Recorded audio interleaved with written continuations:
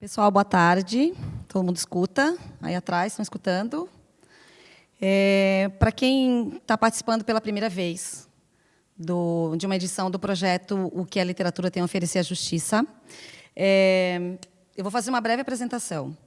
Esse projeto ele foi concebido por mim, inicialmente.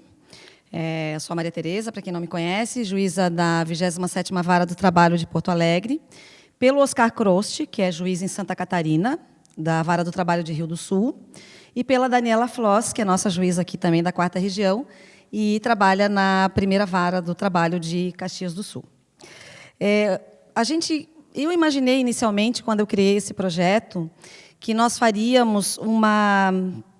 em primeiro lugar, eu queria dizer que surgiu esse projeto de uma coluna que eu mantinha aqui, na intranet do Tribunal, sobre direito e literatura, que perdurou por toda a pandemia e foi uma experiência bem interessante.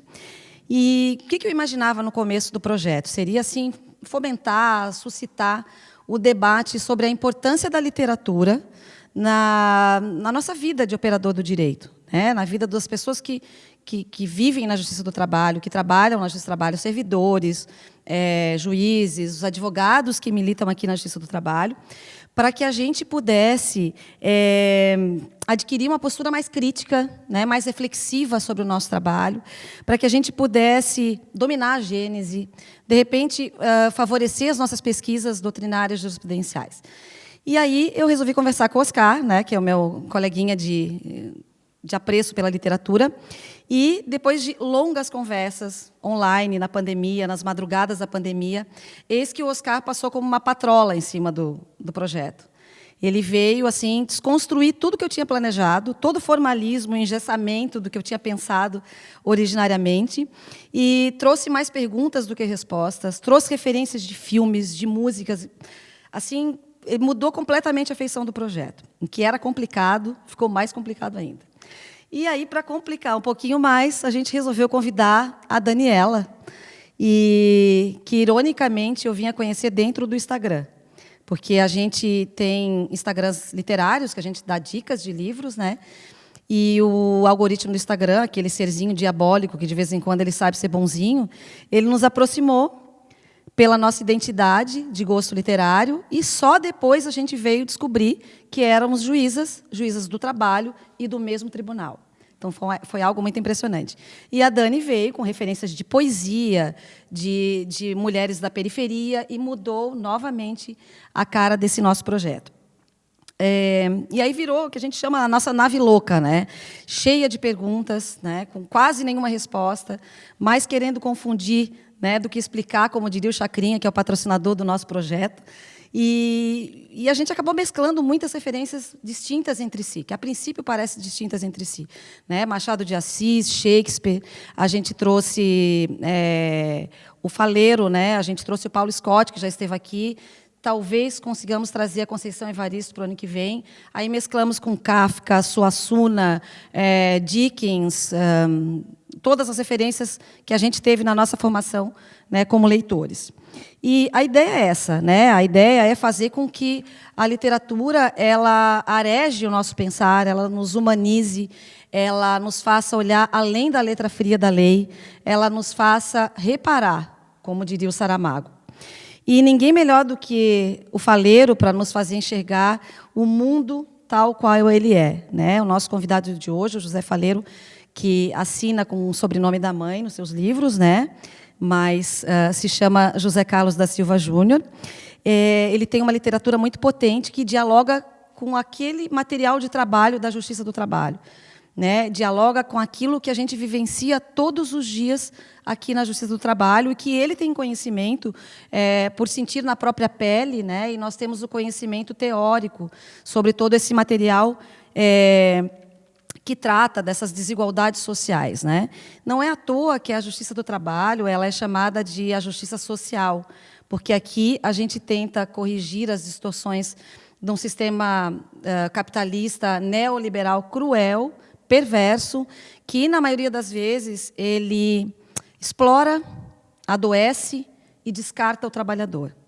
Então, diariamente, o que a gente tenta aqui na Justiça do Trabalho? A gente tenta equilibrar essa equação delicada entre o capital e o trabalho, e numa orquestra que só não desafina mais, porque nós, juízes, servidores, advogados, pessoas que militam aqui, tentam diariamente tornar mais suave, digamos assim, ou relativizar projetos como aquele que culminou na reforma trabalhista de 2017. A origem periférica do faleiro, ele se criou na Lomba do Pinheiro, ele faz com que ele tenha conhecimento, né, de causa a respeito dessas situações que a gente enfrenta todos os dias aqui na Justiça do Trabalho. É o caso de outros escritores, né, que têm dado voz à periferia, como é o caso do próprio Giovanni Martins, temos a Riane Leão, né, o Ferrez, todos esses que têm trazido a periferia para dentro dos nossos espaços. E aqui eu não estou falando assim de autobiografia ou de um testemunho de algo que esses escritores periféricos vivenciem, mas de trazer um cenário conhecido deles a uma obra de ficção. E no nosso sistema, já estou me encaminhando para o final, só para fazer uma preparação para o que ele vai falar. No nosso sistema, a gente sabe, a gente que lida com os trabalhadores, a gente sabe que o trabalhador ele não é exatamente um sujeito de direitos, ele não é um titular de direitos no nosso sistema. Ele é quase como uma coisa, ele é quase como uma mercadoria, né? E a gente sabe que aqueles cânones lá da Revolução Francesa, de igualdade, de liberdade, eles só se aplicam ao trabalhador quando ele serve a essa ótica perversa neoliberal. E essa ótica foi muito bem retratada pelo Faleiro no livro dele, Os Supridores, que foi lançado em 2020 e que ganhou o prêmio da Associação Gaúcha dos Escritores. Eu não quero dar spoiler, mas para introduzir o que ele vai falar, nesse livro nós temos os personagens o Pedro e o Marques, com QS, que trabalham como supridores no mercado no centro de Porto Alegre, e um belo dia eles se dão conta que esse trabalho que eles desenvolvem não oferece a menor perspectiva para que eles saiam desse ciclo vicioso de miséria, de subalternização, de precarização. E aí, entre reflexões marxistas, eles resolvem dar uma invertida no sistema e resolvem vender maconha dentro do local de trabalho. Então, ele tem outros 2 livros, né, que são de crônicas, né, mas eu acho que Os Supridores, para nosso ofício, ele traz importantes reflexões, né, sobre a luta de classes, sobre a desigualdade social, né, sobre a forma como a nossa sociedade trata os periféricos, né, especialmente se pretos, pior ainda, se pretas, né, e a forma como ele só dá o devido valor a essas pessoas quando elas lhe servem. Os outros 2 livros são Vila Sapo, que foi publicado em 2019 pela Venas e Abiertas, e depois republicado em 22 pela Todavia. Tem o Mais em Que Mundo Tu Vive, crônicas também, lançado em 21 e que foi finalista do Prêmio Jabuti.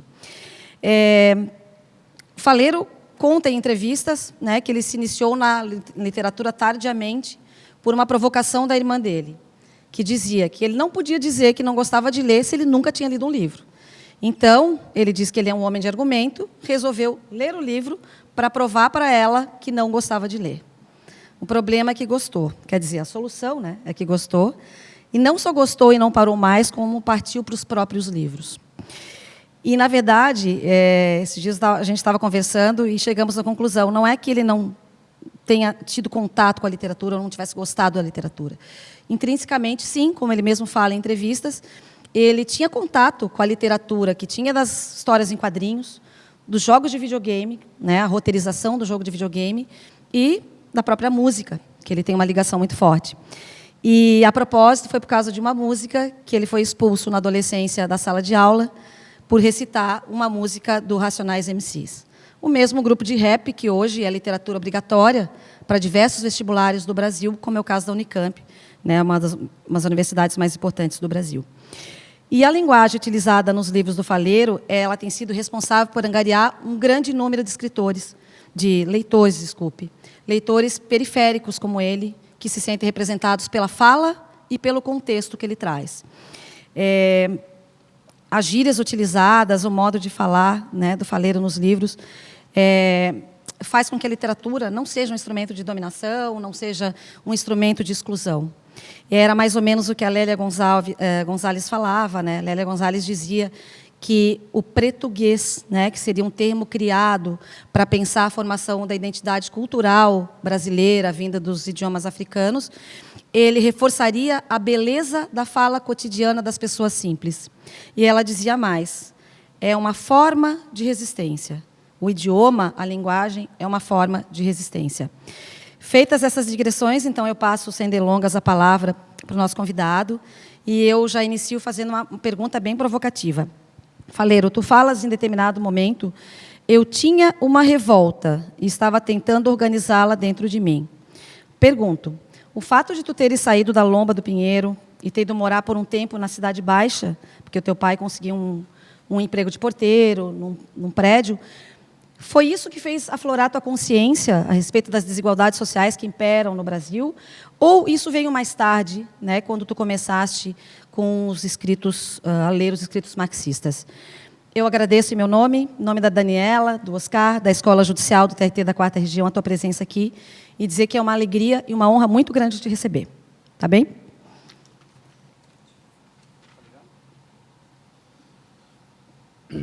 Boa tarde, gente. Primeiro, queria dizer que é uma alegria para mim estar aqui com vocês, sobretudo para conversar sobre literatura, que é um assunto que me agrada bastante.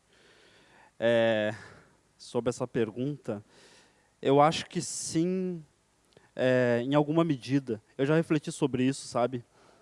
Acontece que eu morei no Pinheiro até os 5 anos de idade, e aí fui morar na Cidade Baixa. Meu pai virou zelador, ele era porteiro aí, virou zelador. A gente teve que morar lá, a família toda. E aí eu morei ali até os 10, mais ou menos, quando ele se separou da minha mãe. Eu voltei com a minha mãe para Lomba do Pinheiro, né? Mas esses anos que eu passei ali, na época, eu não conseguia perceber e nem teorizar sobre isso, e nem perceber isso. Isso é muito mais velho que eu comecei a pensar, que trouxe uma série de possibilidades de contraste. Né? Então, tipo, eu fui para um lugar onde as ruas eram asfaltadas, né? Tipo, era tudo limpo, a polícia não saía batendo nas pessoas, sabe? Aí chegava o domingo, tinha um parque, velho, sabe? Tipo, um parque a poucos passos, a gente ia na Redenção, andar de bicicleta, comer pipoca. Eu percebi que outro mundo era possível, né? Existia outra cidade dentro dessa cidade, que é uma coisa absolutamente espantosa. Eu me lembro do meu susto, assim, me lembro do, tipo, pô, caralho, que lugar é esse aqui, velho? E eu me lembro também que quando eu voltei para o Pinheiro, mesmo muito novo, eu me lembro do absoluto contraste, embora eu não conseguisse, sabe, problematizar isso, eu me lembro do contraste. E eu acho que o maior foi pelo seguinte: como eu vim muito jovem para morar na Cidade Baixa, eu comecei a estudar no Colégio Rio de Janeiro, não sei se vocês conhecem, fica ali na Lime Silva. Comecei a fazer o ensino fundamental ali. Aí eu fiz a primeira série, segunda série ali e tal, e depois eu tive que ir para um colégio na Lomba do Pinheiro, quando eu me mudei para lá. E aí, quando eu fui para esse outro colégio, claro, isso é uma coisa que eu só penso hoje em dia, né? É muito doido, porque quando tu compara setores da cidade como tão diferentes como esse, a periferia, e uma região central como é a Cidade Baixa, a gente começa a perceber que tudo que é de ruim que acontece numa sociedade afeta primeiro as periferias, assim. Começa assim, vai afetando as periferias e talvez chegue nas regiões centrais. A pandemia foi um caso disso. Quem foi as primeiras pessoas a morrerem na pandemia? Quem foi a maioria das pessoas que morreram na pandemia? Então começa assim e eventualmente afeta também as pessoas das regiões centrais. E quando acontece uma coisa boa, é o contrário. Né? Começa primeiro na região central e eventualmente pode chegar na periferia. Então tu vê que eu fui para o Pinheiro no final dos anos 90, quando eu voltei.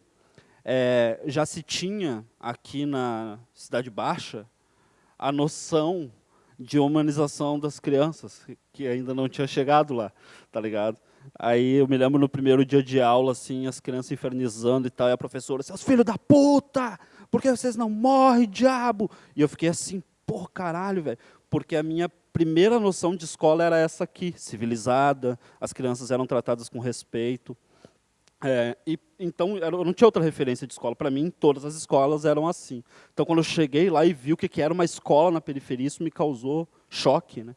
E aí eu comecei a reparar numa série de outros contrastes. As ruas sem asfalto, quando chovia, ficava tudo uma zona, a violência policial, uma série de precariedades, sabe?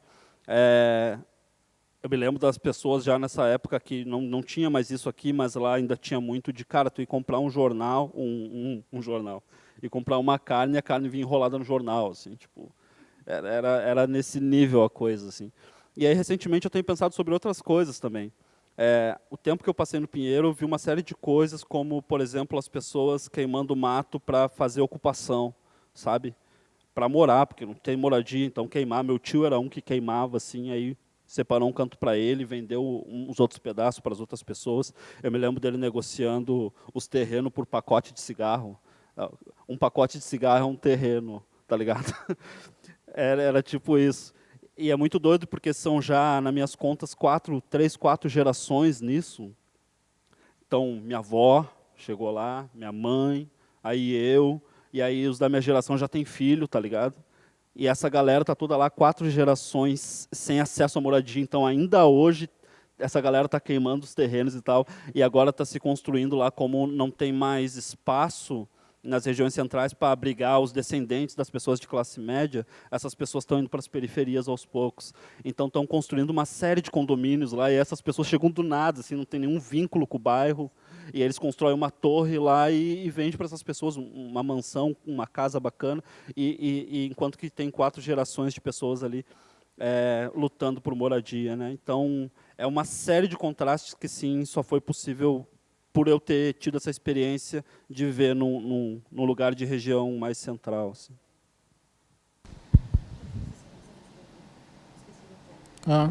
Boa tarde a todos. Posso virar? Como toda história, tem quem narra e tem quem ouve, né? O projeto não andou muito bem daquele jeito, mas se quiserem, depois eu conto o outro lado da história. Durante o bate-papo, porque uma das ideias que foi acolhida pelo coletivo é que cada convidado falaria e participaria da forma que se sentisse mais à vontade. Então, no encontro anterior com o Paulo Scott, ele preferiu falar e aí poderia ser interrompido e haver, entre uma fala e outra, perguntas. Aqui a gente vai fazer uma mesa redonda, sem mesa, e quem quiser perguntar durante a conversa pode tanto pedir o microfone quanto mandar por escrito, como se sentir à vontade. Porque, como a Maria Tereza colocou, o objetivo aqui é a gente abrir, não fechar, né? Porque nós já temos uma sociedade fechada. A ideia é a gente ter um espaço de respiro.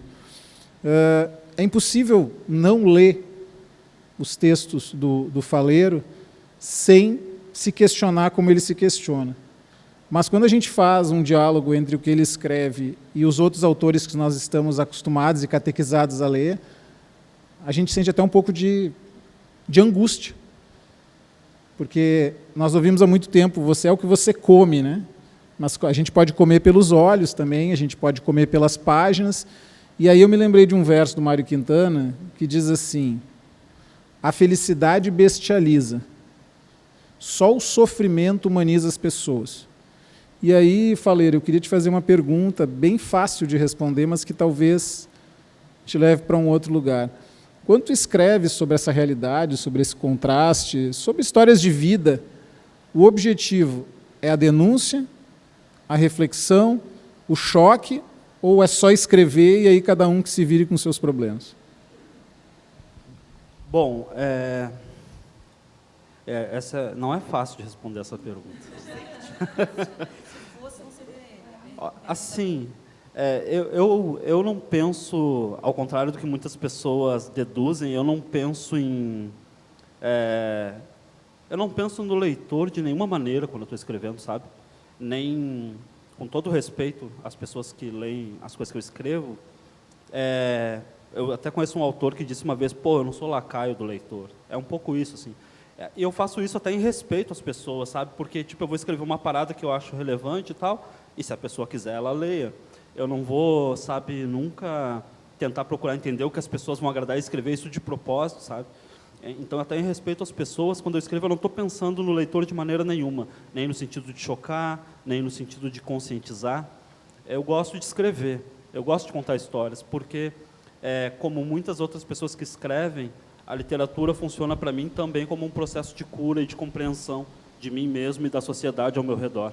Então, quer ver uma coisa, cara? Uma coisa que todo mundo sabe aqui, é que quando tu vai fazer compras no mercado, tu faz uma lista, né? Tu escreve, tu concretiza aquilo ali, para não esquecer. E essa anotação, ela surge em um monte de coisa, cara. Tipo, tu pode ver, um cara que vai te dar educação financeira, ele vai dizer, não, bota na ponta do lápis quanto tu gasta, quanto tu ganha, tu tem que ter para olhar aquilo ali.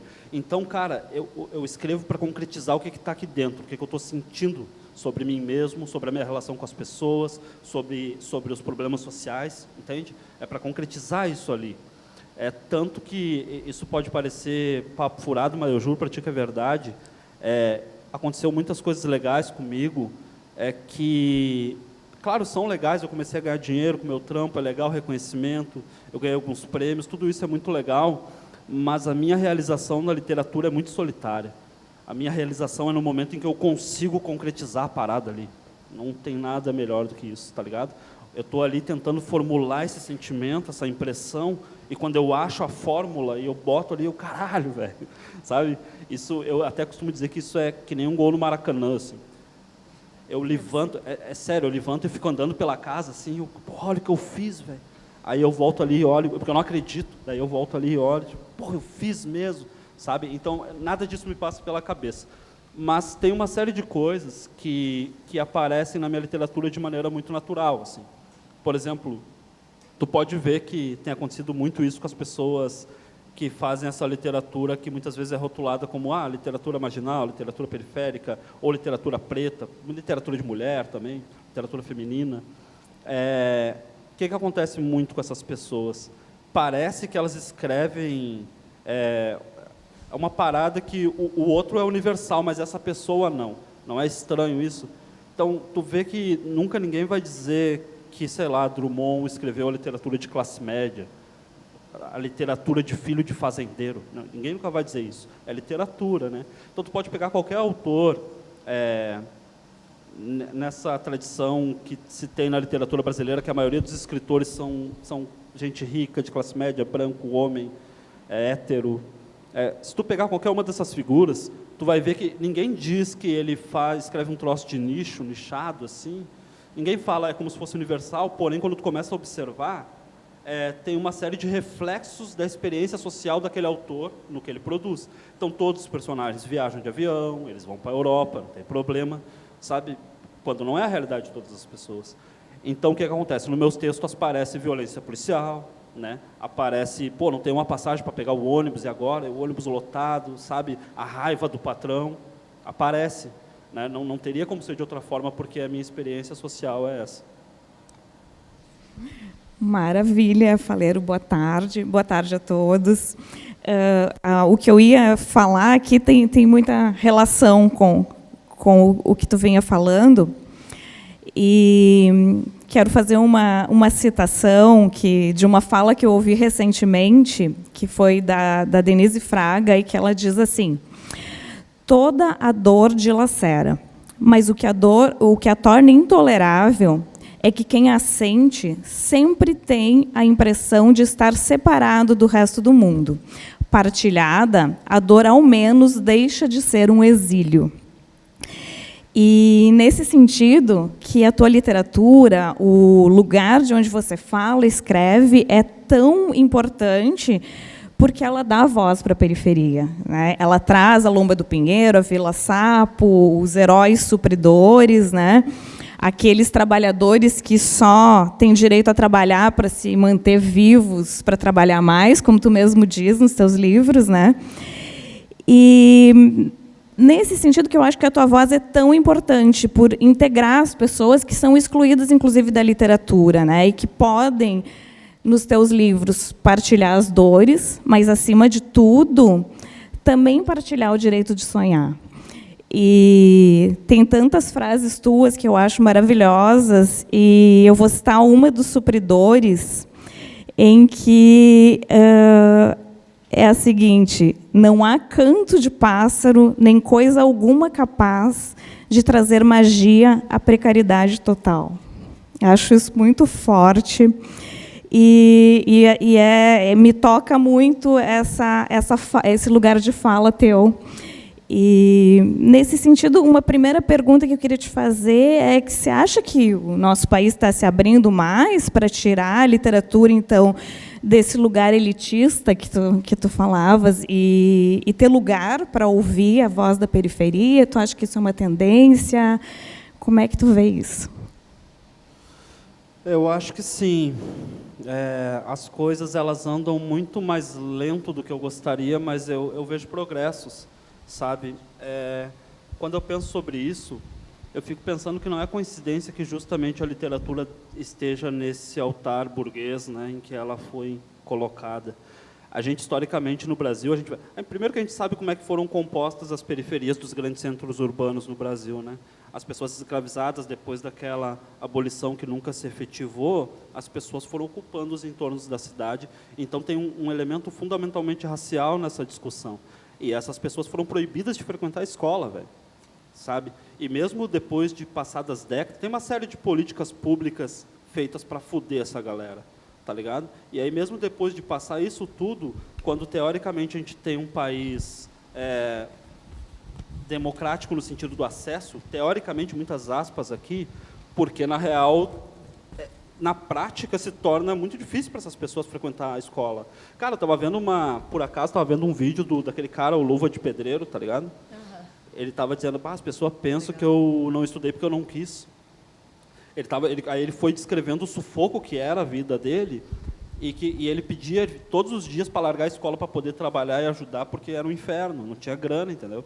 E aí, quando finalmente deixaram ele sair da escola, foi uma alegria assim, para ele.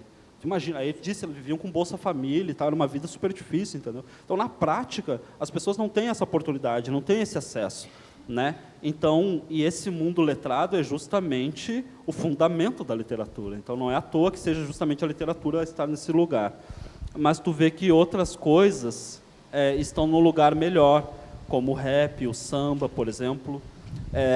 Inclusive, o rap e o samba não faltam teóricos da literatura para dizer que são literatura também, porque lidam, né, fundamentalmente com a palavra, com a letra. E aí, se tu vai olhar o rap e o samba, o que tem de diferente nisso? Por que tanta gente é tão próxima disso? É porque é feito por elas, sabe? Tipo, elas têm acesso àquilo ali desde muito tempo. Elas próprias fazem delas para elas, e elas falam do seu cotidiano, né?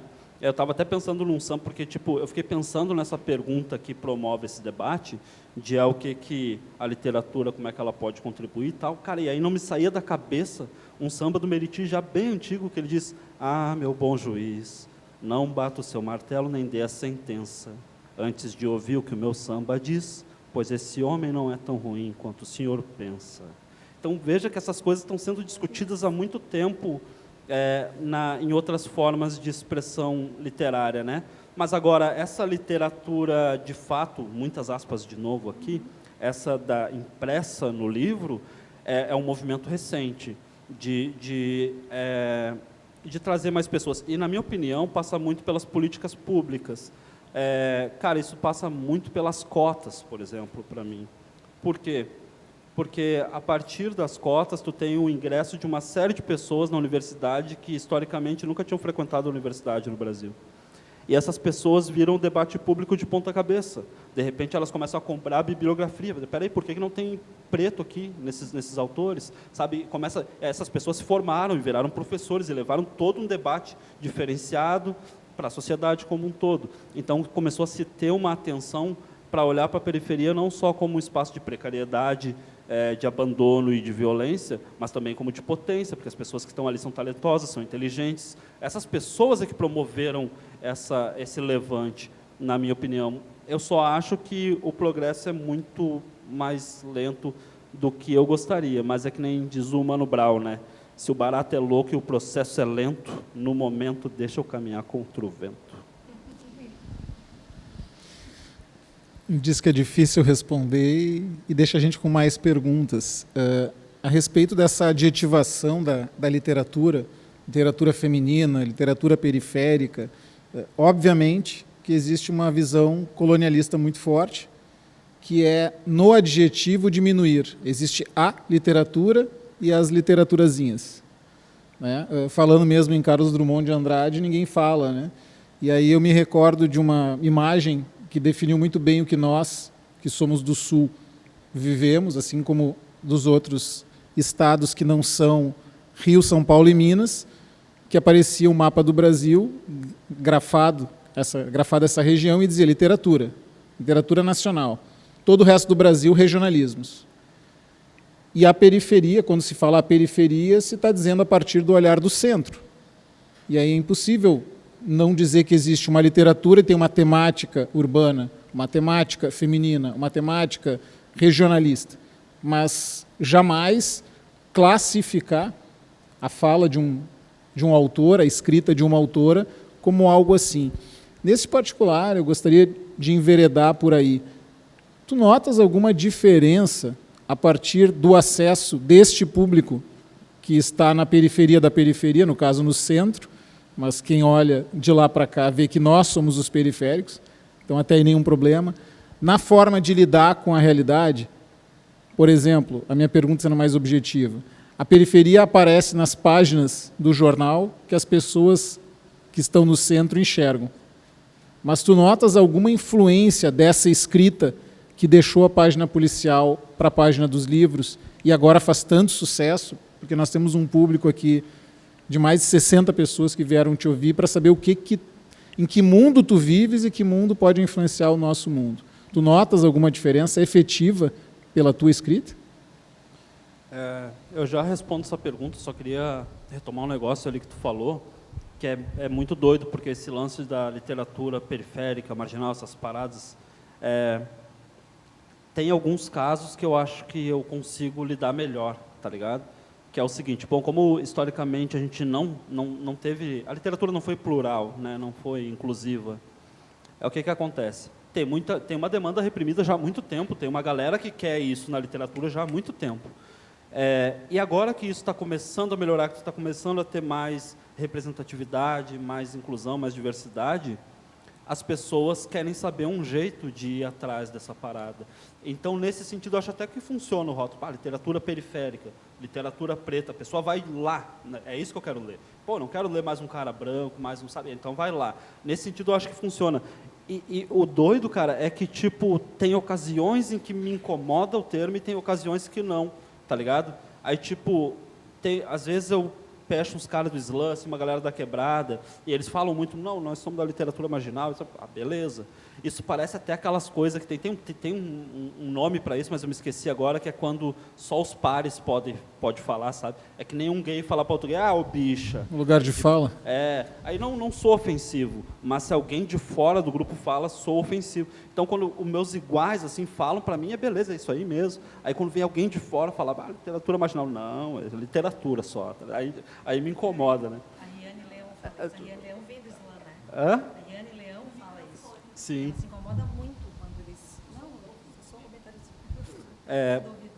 Mas aí, respondendo a tua pergunta, eu noto, sim, alguns efeitos, mas é muito difícil de medir, de dosar, porque, como é recente e ainda muito incipiente esses progressos que a gente tem feito, é como se a gente estivesse no olho do furacão, assim.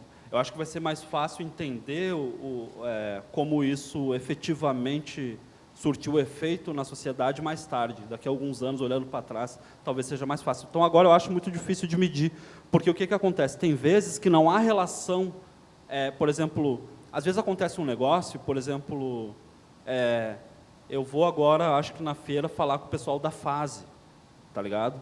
Que é o pessoal que está lá privado de liberdade, né? Rapaziada lá.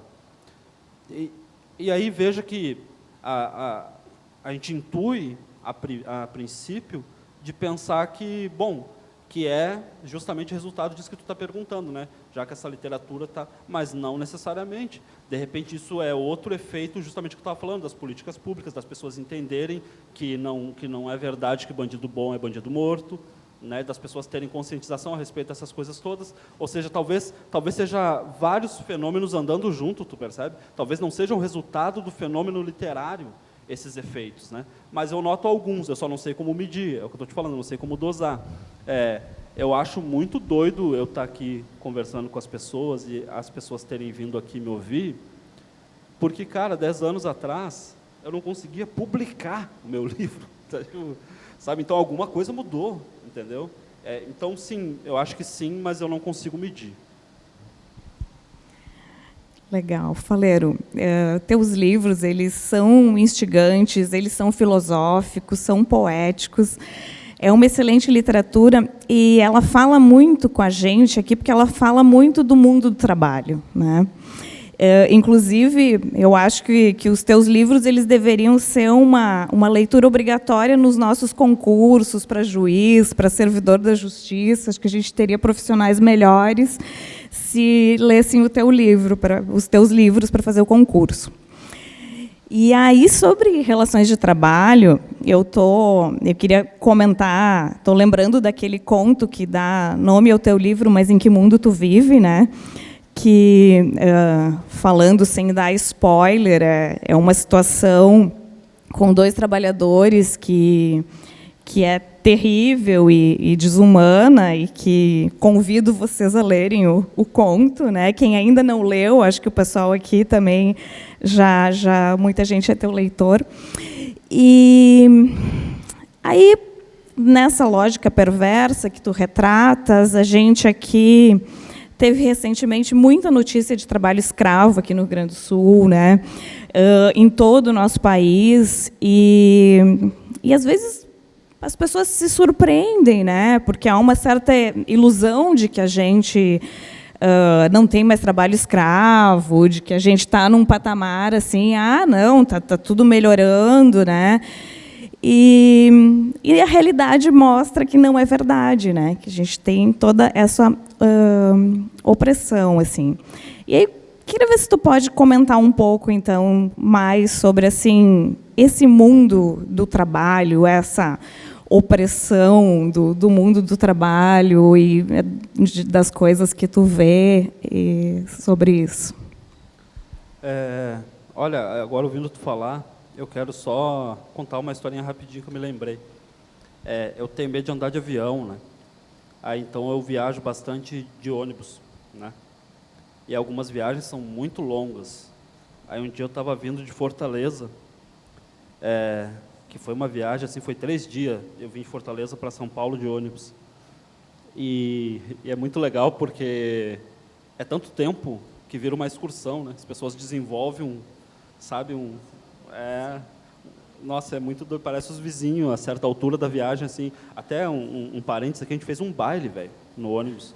Teve uma parada que a gente pegou uns cunhaque, escondido, porque não pode, né? Subimos e fizemos um baile no ônibus, velho. Mas nesse ônibus tinha uma série de coisas, assim, absolutamente espantosas, assim, absolutamente espantosas, mas tem uma que dialoga com isso que tu falou, que é o seguinte: tinha 2 caras vindo trabalhar no Rio Grande do Sul, vindo do Nordeste para o Rio Grande do Sul trabalhar. Não me lembro no que eles iam trabalhar. Eles me disseram um negócio de ficar de cabelo em pé, mas eles não ficaram, assim. Mas eu fiquei. Apesar de eu ser um cara que fui, enfim, desse mundo do trabalho precarizado a vida inteira, até eu fiquei chocado. Eles estavam dizendo que eles estavam vindo e tal, porque a última vez não tinha sido muito legal e tal. O que houve a última vez? Eu perguntei para eles. Aí eles estavam trabalhando em alguma coisa, aí por Gramado, alguma coisa assim. E aí ele disse que, quando era na época da pandemia, então, quando tinha suspeita de Covid, as pessoas sumiam. E eu, como assim sumiam, velho? Não, sumiam. Tipo, a gente tinha o WhatsApp, todo mundo ali e tal. Os caras davam sumiço nas pessoas, assim. Então, tipo, eles iam conversar no WhatsApp, as pessoas não respondiam mais e nunca mais ninguém via o fulano, assim. Tipo assim, e aí eles começaram a ficar com medo daquilo ali e foram embora, pediram para ir embora e tal.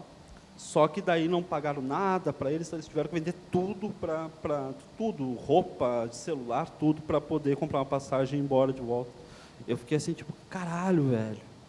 Caralho, então tu vê que isso é até uma outra coisa que por acaso eu falo assim nos supridores, assim, que para cada notícia que a gente vê, tem outras centenas de casos que a gente não fica nem sabendo, velho.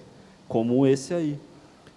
Eu acho muito doido isso, porque eu me lembro da época que eu fui demitido por justa causa de todos os empregos pelo qual eu passei. Todos eles. Não, e isso é verdade, não é nem piada. Porque tem uma prática, não sei se vocês sabem, devem saber, né, melhor do que eu, tem uma prática muito comum que é tu mandar as pessoas embora por justa causa, mesmo não tendo uma justa causa, porque é tipo, sei lá, a cada 100 que tu manda, uns 40 vão procurar o direito, os outros não, então compensa, tá ligado? E eu sabia que era isso, que toda vez que eles mandavam embora, eu sabia que era isso que estava acontecendo, mas eu ficava com medo, porque, tipo, depois eu vou ter que procurar um trabalho. E aí eu estou processando outra empresa, então eu ficava com medo de não conseguir trabalho, sabe? Então, é uma série de absurdos, assim. Tem uma coisa que eu pensava desde aquela época e fico pensando hoje em dia ainda, que tem uma ânsia da população trabalhadora de que se consiga melhorar as condições de trabalho, melhorar, através de políticas públicas, através dos caminhos que forem, melhorar as condições de trabalho das pessoas. E o que mais me espanta é saber que a gente nem iniciou esse processo ainda, porque a gente ainda está lutando para fazer valer a Constituição. Nem mesmo o que já é lei é respeitado ainda. Então, a luta é para fazer se cumprir aquilo que já está estabelecido. A gente nem começou a tentar melhorar essas condições. Enfim, eu não sei se eu respondi a tua pergunta. Respondeu, claro. Quem quer falar? Pessoal, se vocês quiserem fazer perguntas, já levantem a mão, que não tem ordem aqui, podem perguntar desde logo. Essa prática, Faleiro, da despedida por justa causa, bate quem pode, chora quem precisa, etc. e tal, é mais impressionante do que a gente imagina, né? Inclusive, nós já temos empresas que são especialistas nisso. Tu falaste que tu não pensa muito no leitor quando tu escreve, em respeito, não em desrespeito. E muitos escritores, e algumas escritoras também, dizem que a interpretação é uma parte da escrita. Que o que você vai tirar dali é o teu mundo entrando na obra. E pelo que eu entendi, nesses empregos todos, tu foi despedido injustamente, por justa causa, e não veio a procurar os direitos para não se prejudicar futuramente. Se um colega viesse atrás, conversar, pô, Zé, olha só, eu preciso que tu vá lá falar, minha testemunha. E tu senta na frente da juíza ou de um juiz e vai dizer o que sabe. Tem como separar o José, colega, que assistiu a testemunha, do faleiro que nos depõe em todas as páginas que tu escreve? Ia conseguir chegar e dizer, olha, foi isso, isso, isso, ou ia chegar e ia tomar uma justa causa como testemunha também? Olha, eu vou te dizer uma coisa que é muito particular minha, eu não sei se é assim para todos os trabalhadores e tal, mas eu sempre tive muito, não sei se, não era nem consciência de classe, nada, mas eu sempre tive muita raiva dos meus patrões, assim. Então eu não sei se todo mundo tinha isso, assim, mas eu iria assim, ó, eu ia com raiva, velho. Eu ia ir com prazer, assim. Anotem. Eu ia chegar ao ponto de mentir. Eu mentiria. Não, essa parte não anotem. Mesmo, sabe? Isso é incitação ao crime, não, né? Ele está brincando, ele falou brincando. Porque, cara, mas eu iria, assim. E nessas vezes que eu não fui por mim, cara, sei lá, eu acho que... eu ia dizer um negócio, agora me perdi. O que eu ia dizer, velho? Eu conheço a Maria Tereza, Daniel. Se eu iria para... Eu estou tentando resgatar o que eu pensei enquanto tu falava. Se ia dar real para o juiz, para a juíza, ou ia falar assim... Eu não vou lembrar. Se eu lembrar, depois eu falo. Mas eu respondi a tua pergunta. Eu ia dar real, sim. E ia fazer até o mais do que necessário. Uma pergunta lá. Magda. Faleiro, eu quando li o teu livro, eu fiquei... Porque eu sou servidora de trabalho aposentada. E eu achei muito legal... aquela coisa que tu conseguia subverter o patrão, sabe? Roubar do patrão, fazer uma sacanagem. Porque eu acho assim, a gente que está desse lado do balcão, a gente vai tentar fazer pelo direito, vamos aplicar a regra, vamos fazer o devido processo legal. Mas é uma felicidade naquele teu livro, tu botar aquele uísque para a janela, achei o máximo. Então, eu acho que quando tem essa... Porque dá muita satisfação, porque eu acho que é isso, que mesmo a gente estando desse lado... o lado do outro lado do balcão, é o que dá vontade, que às vezes parece que não tem outra maneira. O ódio do patrão. Eu acho que mesmo estando desse lado, a gente também tem ódio do patrão, né? Só que a gente fica nessa obrigação, né, nesse dever que a gente tem por ofício, de observar o devido processo legal e tentar fazer o melhor possível. Mas quando tu escreve aquilo e quando tu faz um traficante marxista que divide lá, né, fraternalmente, não, nós vamos ganhar igual, tal. Eu achei aquilo de uma capacidade de subversão fantástica. Eu achei que fantástico. Como é que um traficante vai ser comunista? De onde que vai ter um negócio desse, né? Aquela doutrina marxista no vestiário. Então, essa capacidade de trazer essa subversão de uma maneira literária, eu achei fantástico, eu achei muito legal. E como eu trabalhei nesse trabalho e morei na Santana, eu olhava, quando eu estava lendo o teu livro, eu entrei no planetário, porque eu queria ver. E quando tu descreveu a última, não estou falando spoiler, mas azar, quem está aqui deve ter.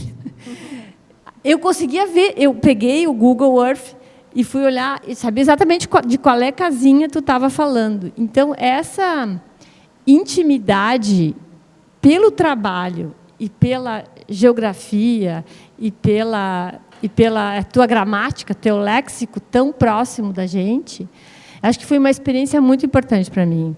E foi um livro que a gente leu no grupo de literatura que a gente tem. Foram 12 pessoas que leram o livro e todas nós tivemos esse impacto fabuloso. Eu quero te agradecer por isso, porque o teu livro foi muito importante nesse nosso... A gente leu durante a pandemia, porque nos botou em contato. Eu ia no supermercado e eu olhava para cada supridor e achava, é um daqueles. Eu acho que eles falam...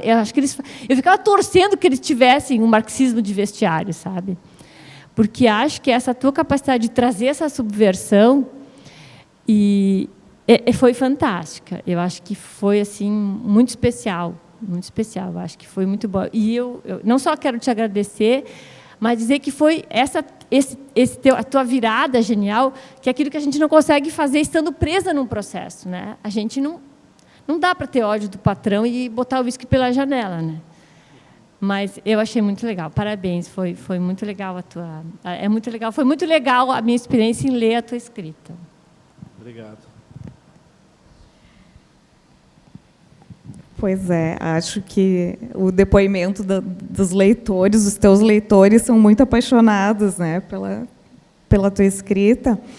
E, nesse sentido, me toca muito quando tu fala de infância, Faleiro. E eu vou pedir licença para ler um trechinho aqui da crônica Redundância, que eu acho muito bonito, e que começa assim: há coisas que a gente só consegue entender depois que cresce, mas, às vezes, penso comigo mesmo que algumas das coisas mais importantes da vida a gente só pode compreender bem durante a infância. E, pouco a pouco, o perverso passar do tempo fatalmente tratará de desensiná-las. O entendimento da beleza do mundo e da vida, por exemplo, me parece reservado a pouca idade. Que o diga o urso, meu primeiro cachorro. O pulguento, já há muito falecido, testemunhou tudo que já fui capaz de compreender.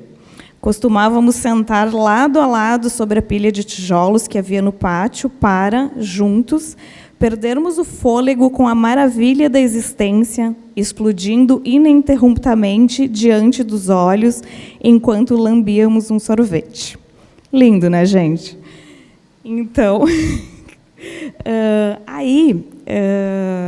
lendo essa parte bonita, eu estou lembrando de um outro conto teu, de uma outra crônica desse livro, que eu acho que ela é Excesso de Exceções, que tu fala de uma abordagem policial de crianças muito novinhas que são abordadas de uma forma muito truculenta pela polícia e que se espantam com isso, né? E que de repente estão vivendo isso e tu diz perdendo uma inocência, né? Perdendo um encanto pela vida, né?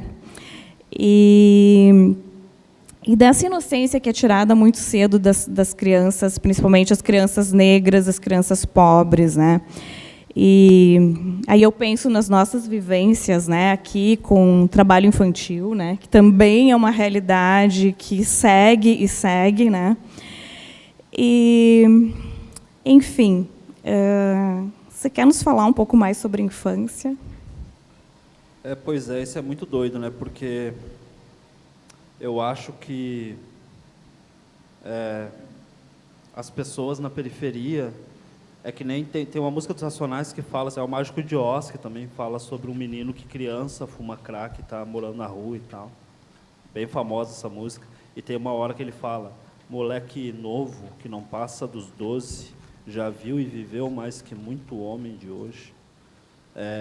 Eu percebi, e os meus amigos, os meus contemporâneos percebíamos também, que a gente amadurecia muito rápido, sabe, em contraste, quando a gente entrava em contato com jovenzinhos de outra classe, de outro setor social, como eles pareciam infantilizados e a gente já parecia mais... Só que, claro, na época eu não conseguia pensar sobre isso, e isso é uma coisa que eu reflito hoje em dia como adulto, que isso é reflexo da desumanização das pessoas na periferia. As pessoas na periferia são desumanizadas de muitas maneiras, né, de muitas formas. Quando tu nega o acesso à educação, quando tu nega o acesso ao lazer, de diversas formas. E uma dessas maneiras é tu negar a infância a essas pessoas, porque a infância é parte da humanidade das pessoas. Então é muito doido, porque as pessoas, comumente, quem olha de fora, da periferia, vê as pessoas como um projeto de marginal, uma pessoa já perigosa, já desde muito cedo. Então, também, são crianças que começam a trabalhar muito cedo. Tem uma série de mecanismos pelos quais essas pessoas é negada a infância para essas pessoas. E aí, sei lá, cara, tipo, eu não tive uma infância boa, assim, sabe? Eu gostava, mas quando eu fico pensando na série de absurdos que aconteceu comigo, que acabam sendo naturalizadas, a gente não consegue evitar de naturalizar, sabe? Assim, porque, tipo, eu namoro uma mulher que é escritora também, a Dalva Maria Soares, e ela é mais velha do que eu. E ela me disse que chega uma hora, um dia ela estava preocupada, assim, de pressão alta, já toma uns remédios e tal, e estava falando isso, que chega uma hora na vida da gente que a gente começa a pensar, porra, meu irmão já foi, né, minha mãe já foi, eu estou na fila, está chegando a minha vez. E quando ela disse isso, eu tomei um susto, porque eu penso nisso desde os 12, velho. Porque eu vi muita gente morrer, muito cadáver, véio. Na época, eu achava que a vida era assim, né? Hoje em dia, eu sei que não é, né? Então, é um troço muito doido, dolorido para mim.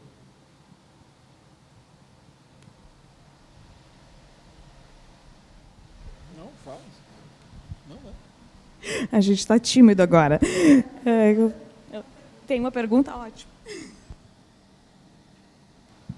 Imagina se eu não ia falar, né? Então, tudo bom, Faleiro? Sou a Gabriela e fiquei aqui pensando, ouvindo o que vocês todos estavam falando. Em 1554, é a versão mais antiga que a gente tem de um livro, que é uma epístola, um romance epistolar, chamado Lazarilho de Tormes. Ele é fundamental para a literatura espanhola. E nele a gente tem a figura do pícaro. E o Lazarilho, ele está se defendendo nessa epístola. Ele se dirige a um juiz, né, dizendo, olha, antes de me julgar, deixa eu dizer. E aí ele conta a história dele. Conforme a gente lê a história dele, a gente percebe que é impossível condenar Lazarilho sem se condenar também, todos nós. Então, a gente percebe também, o pícaro, ele é o que vai ser um embrião assim, desse malandro, no sentido de que tem que ter manha, tem que ter astúcia. Astúcia é a palavra. E na educação pueril, no processo de formação da infância, como vocês estão falando agora disso, tem uma assimilação daquilo que a gente deve assimilar na vida, e existe uma fase que ela é de suplantação, De alguma maneira, a gente sempre vai precisar suplantar os mestres para conseguir, se tivermos astúcia, para conseguir seguir. Quero falar de um ponto que, para mim, é muito importante. Vocês falaram de dor, né? A dor, a dor humana é uma das catalisadoras da conexão. É muito fácil a gente se conectar brevemente com alguém na alegria. Agora, quando a gente tem uma conexão na dor, essa conexão é diferente e ela costuma, inclusive, perdurar. É diferente. Todo mundo sabe o que eu estou dizendo. Eu fico um pouco receosa de que esse livro tenha que ser lido por todos, porque eu acho que não. Eu acho que tem gente que vai ler do lugar do fetiche. Tem gente... Não tem nada de novo na tua escrita. A tua escrita só mostra para nós uma realidade que a gente conhece muito bem. E tem gente que vai ler e vai se tocar e se transformar e se questionar a partir disso. E tem gente que vai, sem pudor nenhum, simplesmente gozar. E eu acho que é um pouco perigoso isso. Por isso a importância do debate, inclusive institucional. E é aí também que eu quero lembrar. Amanhã é 20 de outubro. E, em 1976, nesse dia, portanto, amanhã faz 47 anos, Clarice Lispector dava uma entrevista para outros escritores, e eu lembro de ela falando, a 451 recuperou esse áudio recentemente, eu pude ouvir de novo. Ela falando várias vezes a respeito, se me pagar, eu vou me pagar, paga bem. Clarice, uma das nossas maiores escritoras, não morreu sentada na grana, fez traduções que ela detestava fazer, inclusive há boatos de que ela pagava para outras pessoas, só assinava, enfim. E tem muito essa questão da remuneração. A gente está falando de trabalho aqui. Quando tu vai escrever, quando tu te coloca numa posição estética do fazer literário, tu está usando o teu tempo de vida. Ninguém te pediu para escrever. Tu não sabe se tu vai ganhar R$1 com aquilo depois. Tu não sabe se vai servir para nada. Mas tu vai lá e investe. É um investimento, é empreendedor escrever. E tu faz isso. E aí, quando a gente vai e bota isso no mundo, inevitavelmente entra no mercado. No mercado que deixou Clarice, que teve que vender seus quadros. A gente está falando estou falando de Clarice porque me marcou essa data de amanhã, que ela vivia uma condição super privilegiada na nossa sociedade. Mas a questão é, nem ela foi bem remunerada, assim como Carolina também não, que tinha um projeto de literatura muito além de quarto de despejo, mas o fetiche quer ler quarto de despejo.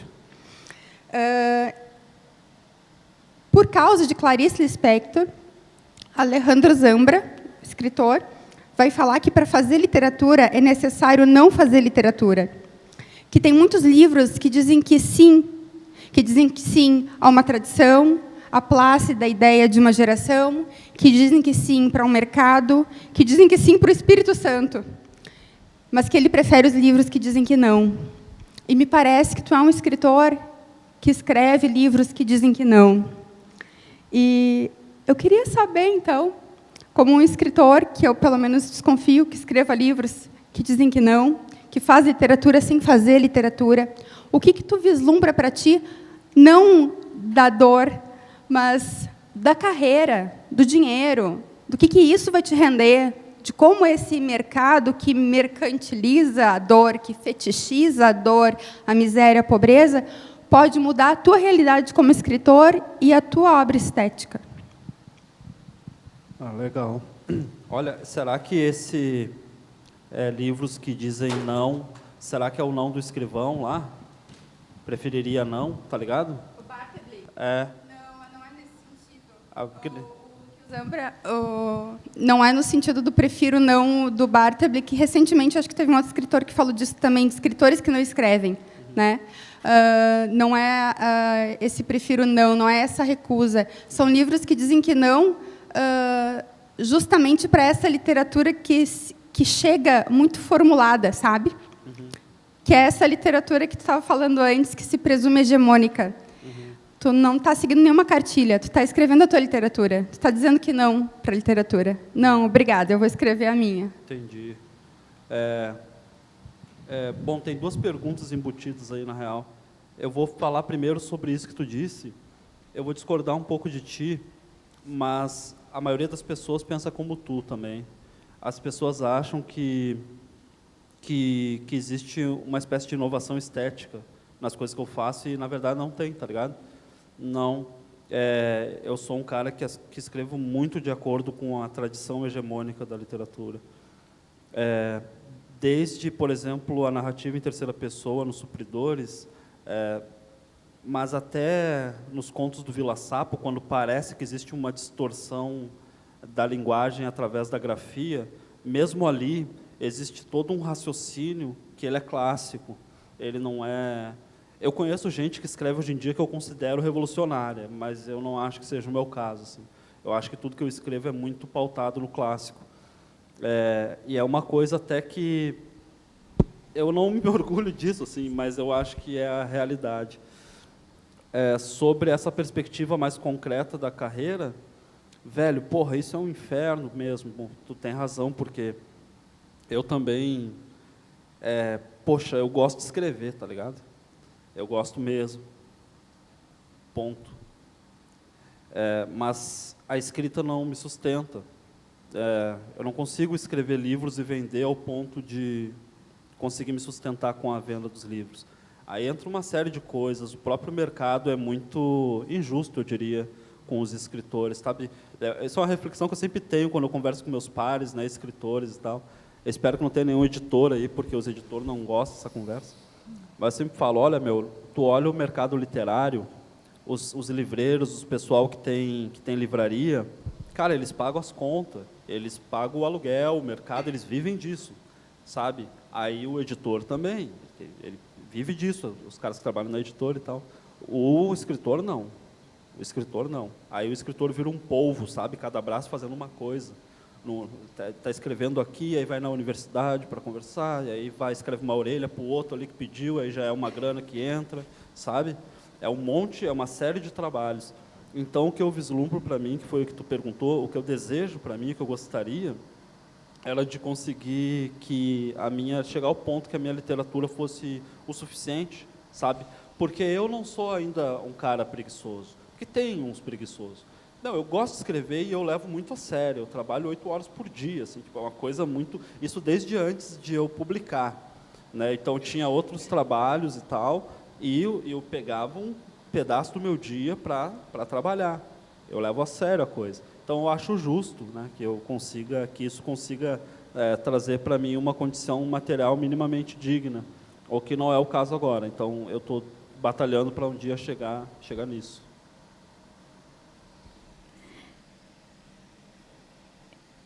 Eu anotei aqui para trazer para o nosso debate também. Posso tomar tua água? Claro.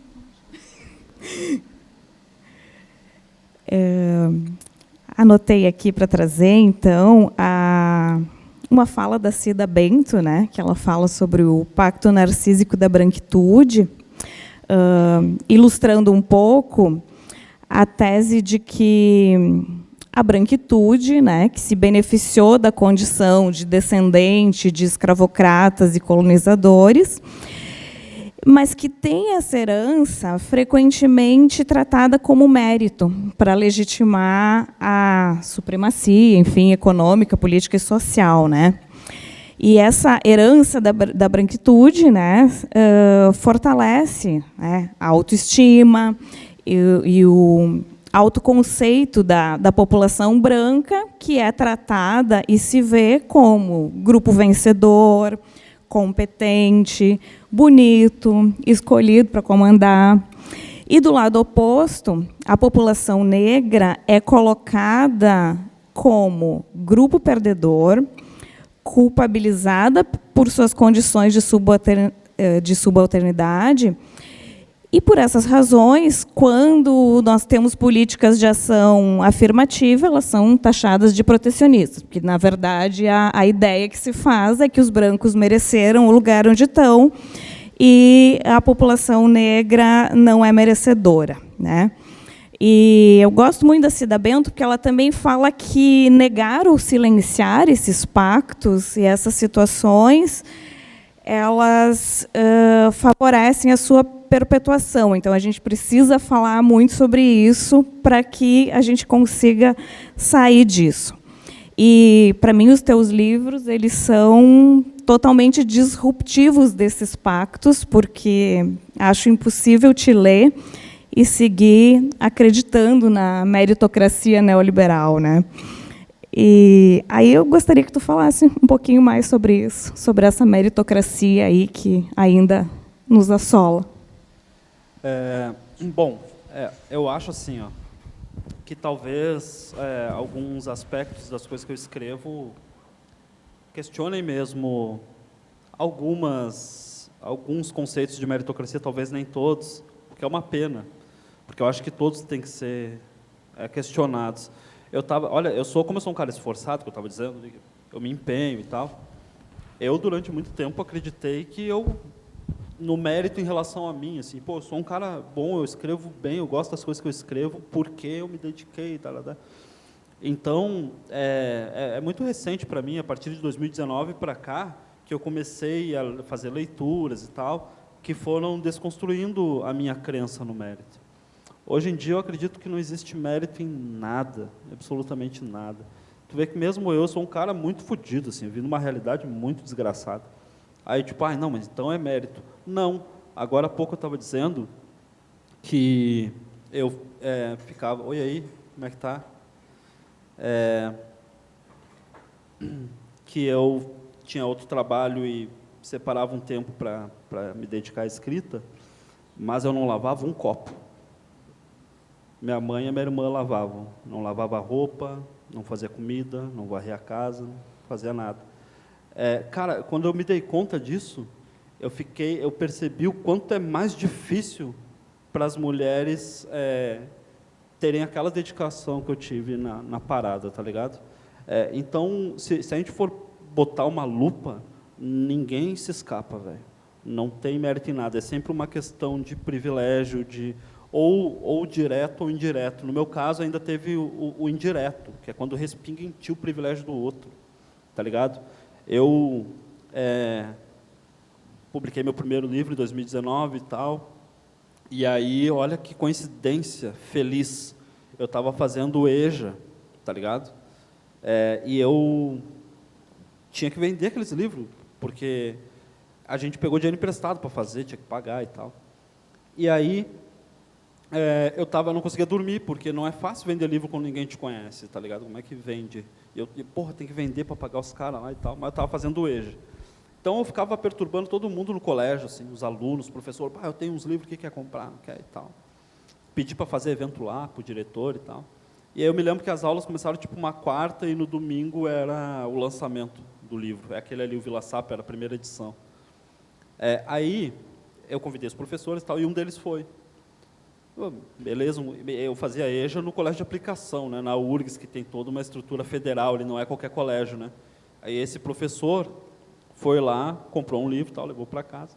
Aí, quando eu vi ele de novo no colégio, ele veio assim, rapaz, porra, teu livro é bom, velho, é bom, não sei o que, ele super, eu vou, obrigado. Aí ele, não, me dá mais uns 5 que eu vou dar de presente e tal.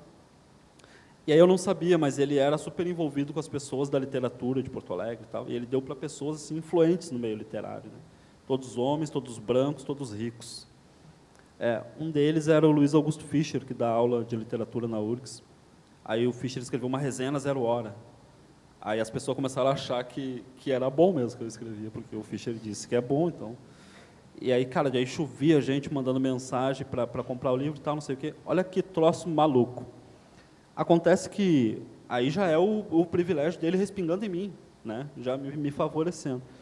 Mas aconteceu outra. Ele tinha sido orientador do Leandro Sarmaz no mestrado, na URGS. E o Leandro Sarmaz é editor da Todavia, que é uma das maiores editoras do país. Então, um dia o Leandro falou, eu estou procurando alguém para publicar, tu conhece alguém aí? Tá, tem um cara escrevendo umas crônicas aqui, na parênteses e tal. E aí ele ficou de olho, gostou das crônicas, eu publiquei pela Todavia. Daí os Supridores, o livro de crônicas, o Vila Sapa, saiu de novo, agora eu vou lançar outro romance pela Todavia. Tudo por quê? Porque um homem branco tinha sido orientado por um homem branco que ganhou um presente de um homem branco. Tá ligado? Isso então não tem mérito em nada. Nunca tem. Uau. Bom, Faleiro, agora nós vamos chegar numa nova etapa aqui, já arrumando para o final, porque depois vai ter a parte dos autógrafos, nós vamos sortear um exemplar da Vila Sapo e um dos supridores. Então eu propus, tanto para Maria Tereza quanto para a Daniela, que a gente fizesse um bate-bola.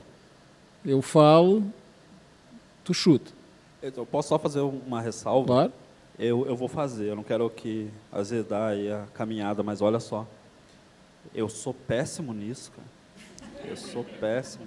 Eu sempre comento, inclusive, que um dos motivos que eu gosto de escrever é que tu tem todo o tempo do mundo para escrever uma frase. Pode ficar um mês ali até achar a resposta, porque eu nunca dou uma resposta boa. Aí agora eu vou participar desse bate e volta aqui, e aí eu vou embora pensando, daqui uma semana eu vou pensar, porra, eu devia ter respondido isso aqui.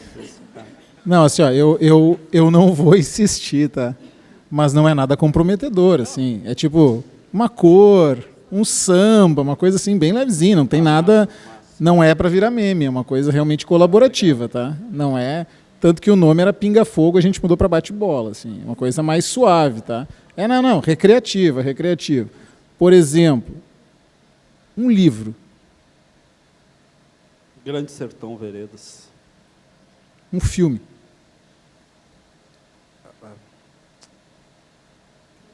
Eu já pensei aqui, mas agora me fugiu o nome, peraí, é o... Aquele que o John Travolta ganhou o Oscar, o Tarantino. O Pulp Fiction. Pulp Fiction. Uma música. Pintando o Amor. Uma série. Lost. Passatempo. Fazer programas de computador, eu gosto. Uma mania. Manias eu tenho 1000, daí é difícil. Mas a que me ocorre agora, porque me perturba, a que mais me perturba, é que eu não consigo tomar banho se eu não começar lavando o braço direito. Eu lavo o braço direito, porque se eu lavo o... É marxista não, isso? Né? Não, é o esquerdo. Se eu lavo o direito, começo qualquer outra parte, eu fico, não, era para ter lavado. Eu não paro de pensar nisso enquanto eu... Completa essa frase para mim. Não me convide para...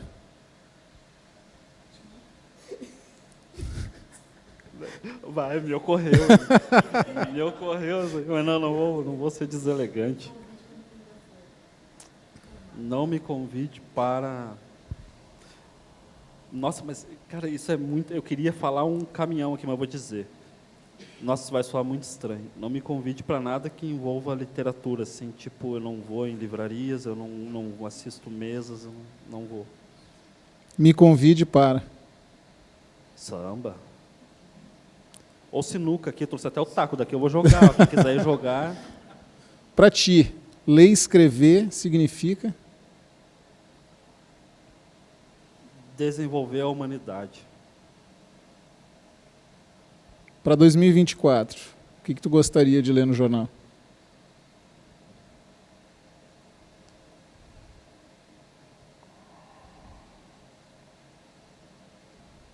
A Palestina está livre e tem um Estado próprio. O que tu não gostaria que o pessoal saísse daqui pensando?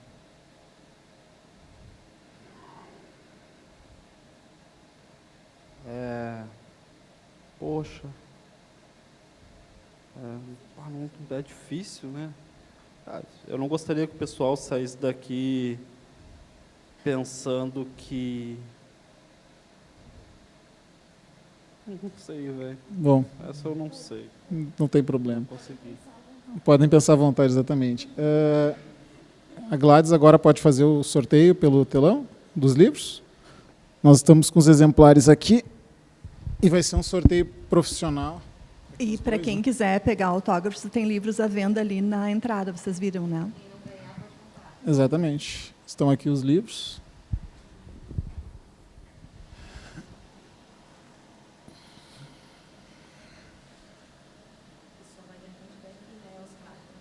Gabriela, Milane Leal e Ellen Push, isso? Isso? Então tá, aplausos para ela, né? Para elas. Agora vocês vão ter que tirar o para o ímpar para ver quem vai ficar com qual, mas Mas a pessoa está presente? as duas ali, ó. Ah, Gabriela e Então podem Ellen? ir lá na frente. podem vir buscar.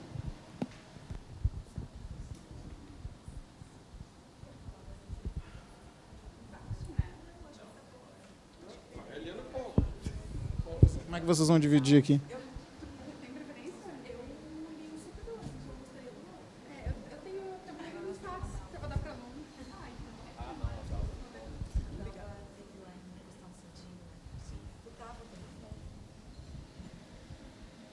Vai puxar a palavra agora? E também queria fazer um convite, pessoal. Hoje o Oscar Crost vai lançar o livro dele chamado Livrinho, no Café Cantante, que fica na rua Fernandes Vieira. Fernandes Vieira. Vai ter comes e bebes gratuitos ou pagos? Só para o pessoal saber. Quem quiser comer, paga. Quem quiser beber, paga. Ah, então eu não vou.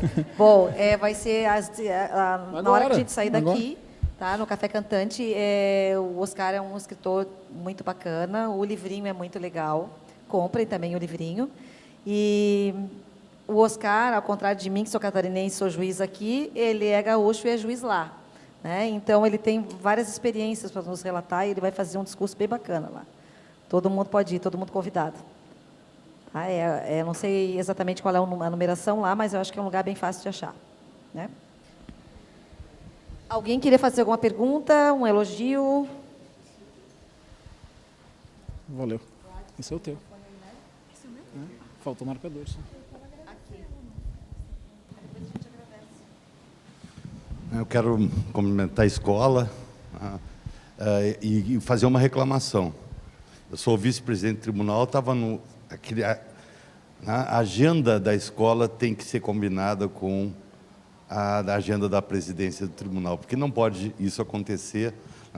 Estava comigo lá naquele evento, representando a GETRA, num evento tão importante como esse. Então, eu quero agradecer, mas eu peço mais uma vez que as nossas agendas, desde o tempo que fui diretor da escola, né, tem que ser dialogada com a da presidência. Eu quero dar aqui, eu dissesse que ele é gaúcho, mas ele trabalhou comigo aqui um tempão, né, meus caras? Eu brinco que ele é meu filho, sabia, né? É ou não é? É parecido a cabeça aqui. Então tá, parabéns.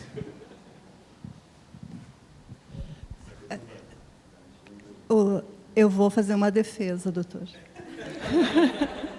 O senhor sabe que hoje, eu estava falando com a doutora Maria Tereza, né? Nós temos esse evento, a gente acabou agora há pouco o curso de oratória para magistradas, está tendo aquele congresso lá do TJ, TRF 4 e TRT 4, e tem um evento no Uruguai e teve mais reciclagem agora de tarde, ou seja, falta calendário. Se o senhor adicionar uns meses assim no ano, a gente consegue que tudo... Mas vamos anotar a sua... Pode deixar.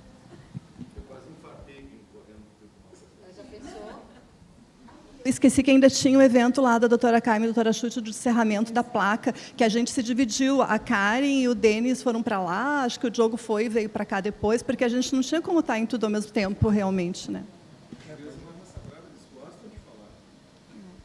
Quer que eu faça esse?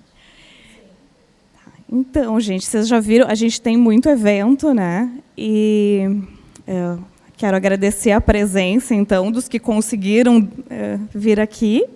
Já passo a palavra. E tem um recado que a gente tem que dar. O recado é que, se os presentes quiserem nos passar nomes para as próximas edições do projeto, a gente aceita a sugestão, podem colocar num bilhetinho ali por escrito. E... Como? E a gente aceita sugestões por e-mails também, porque a gente tem alguns nomes que a gente quer trazer. A Dalva, inclusive, a namorada do Faleiro, provavelmente vai estar com a gente o ano que vem.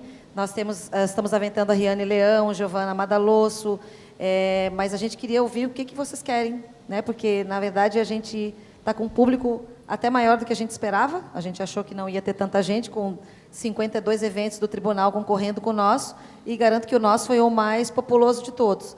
Então, a gente quer que vocês mandem nomes para a gente, que mandem nomes para a gente poder trazer quem seja do agrado de vocês também, né? Nem todo mundo vai ser do tamanho do Faleiro, vão ter outros escritores menores.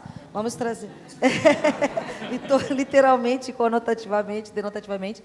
Temos a Gabriela, nossa escritora, nós temos outras pessoas aqui no tribunal que a gente gostaria de trazer também.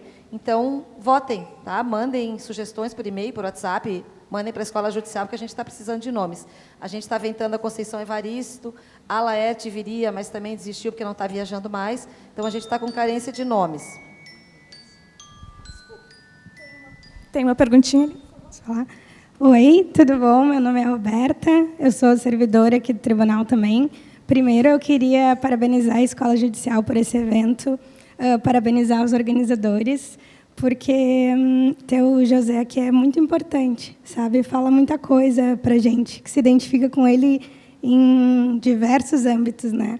Eu queria parabenizar também o José, dizer que eu concordo totalmente com o doutor Ricardo, porque também estava no outro evento, então eu vim correndo para a gente cuidar isso, para todo mundo conseguir participar de todos os eventos. Mas, aí no fim, eu não sei se o José já falou sobre isso, mas se ele falou, eu peço perdão e não precisa, depois eu consigo com alguém o que se falou sobre isso. Mas eu queria aproveitar que tu estás aqui no tribunal e que aqui neste espaço a linguagem é também um instrumento de poder, ela é muito, enfim, diferencia uma pessoa de outra, e nos teus livros tu opta por deixar a linguagem das pessoas como elas falam, né? E isso me lembra muito rap, me lembra muito, e aí já lendo o teu livro a gente vê quais as referências que tu tem. Então, e eu queria então que tu falasse um pouco sobre isso, sobre a linguagem como forma de poder, assim, quando ela vem da periferia, sei que tu vem da Lomba do Pinheiro, então mais ainda, e de manter, né, de manter as pessoas como elas falam e, né, o importante é se passar a mensagem. No livro que a gente fez, o Negras Memórias, aqui no tribunal, a gente optou por também deixar as entrevistas das pessoas negras, né? A gente optou por deixar como elas falavam mesmo, sabe? Para que tu seja compreendido da maneira que tu fala. E, então, a minha pergunta é essa. Eu queria que tu falasse um pouquinho sobre essa tua opção de deixar a linguagem como ela vem das pessoas, e até me lembra um pouco aquela antropóloga, a Cláudia Fonseca, que ela fala que na periferia a linguagem, né, a fofoca, a forma como as pessoas falam, é um poder também, é um instrumento de poder, né? Porque, assim, às vezes, num contexto periférico, eu não tenho outra forma de me posicionar, outra forma de conseguir o que eu quero, mas eu tenho a minha linguagem, eu tenho a fofoca, eu tenho essas formas de dizer o que eu quero, de me colocar no mundo, de negociar. E eu vejo isso nos teus livros, então queria que tu falasse um pouquinho sobre a linguagem. Eu me confundi um pouco, estava correndo, mas acho que deu para entender, né? É essa a pergunta. Olha só, antes de responder a tua pergunta, vou fazer só um comentário que eu estava me lembrando agora, ouvindo tu falar. Tem uma gíria nas quebradas aqui em Porto Alegre, que é falar bonito. Cara, e quando a gente pensa sobre essa gíria, ela fala tanta coisa, porque, tipo assim, a gente sabe que existem alguns abismos, né, na sociedade, abismos entre espaços como esse e os próprios trabalhadores, abismo entre a classe média e os pobres, vários abismos. E essa gíria, falar bonito, denuncia isso de uma maneira muito curiosa, porque isso é sinônimo de mentir, tá ligado? Tu fala, nossa, achei R$100. Ué, não fala bonito, velho. É mentira, está mentindo. Só que, ao mesmo tempo, isso fala... O que é falar bonito? Esse falar bonito é justamente as pessoas letradas. É o professor universitário, é as pessoas que trabalham, às vezes, até neste tribunal, sabe, escritores, que normalmente usam aquela linguagem hegemônica, que se pretende hegemônica, enfim, se pretende universal. É muito curioso como isso denuncia esse abismo, né, de, tipo, essas pessoas já são vistas na quebrada como mentirosas, de largada. Falar bonito, falar como essas pessoas já é sinônimo de que tu não é digno de confiança. Mas nem sempre eu atentei para isso, assim. As primeiras coisas que eu escrevi, eu era um preconceituoso linguístico, como todo mundo tende a ser numa sociedade como a nossa, né? E isso é uma piada que eu sempre faço, mas que é verdade, assim. Eu escrevia, a primeira versão dos Supridores, eu escrevia toda numa linguagem mais formal, mais embasada na gramática e tudo mais, porque eu achava que era o jeito certo de escrever. Eu também classificava, como a maioria das pessoas, os jeitos de falarem certo e errado. Assim está errado, assim está certo. Então, eu achava que era certo escrever daquela forma. E é muito doido, porque daí os traficantes, no fundo do beco, conversavam assim também. Dir-lhe-ei o seguinte, camarada, em verdade estamos... Então, era uma coisa absolutamente descolada da realidade, né? Cara, e aí, só que o doido disso é que eu sou um cara do argumento, como já disseram aqui. Eu gosto do debate. E quando eu conversava sobre isso com as pessoas, elas nunca me apresentavam um argumento que me convencesse. E eu também defendia a minha postura, né? Até o dia que eu conheci um linguista da Bahia, um cara que chama Marcos Oliveira. E a gente conversou a noite toda sobre linguagem, e ele foi a primeira pessoa que me fez entender a linguagem como ferramenta de dominação, sabe? E de lá para cá tem uma porção de coisas, foi uma conversa de uma noite inteira, e de lá para cá tem uma porção de coisas que eu tenho pesquisado, que eu tenho olhado, e que mudaram a minha perspectiva sobre isso. Eu comecei a entender, por exemplo, que inclusive nisso, como acontece em muitas coisas no Brasil, tem também um elemento racial, né, que muitas vezes as pessoas nem desconfiam. Mas, por exemplo, sabe aquele lance de dizer assim, nós chegou no baile? Olha que doido, quando as pessoas foram sequestradas em África e foram trazidas para cá, elas tinham os idiomas delas lá. E esses idiomas, a maioria deles, grande parte deles, tinha um lance assim, uma partícula da frase está no plural, o resto não precisa, porque é redundante. Então, essas pessoas foram forçadas a aprender o português aqui, mas incorporaram esses macetes das linguagens deles. Então, nós chegou, né? Não tem porquê nós chegamos e pisamos e encontramos. Eu já entendi que são várias pessoas no nós, né? Então não precisa ficar repetindo isso. É, inclusive, uma maneira mais inteligente de desenvolver a frase, mas não é visto como certo.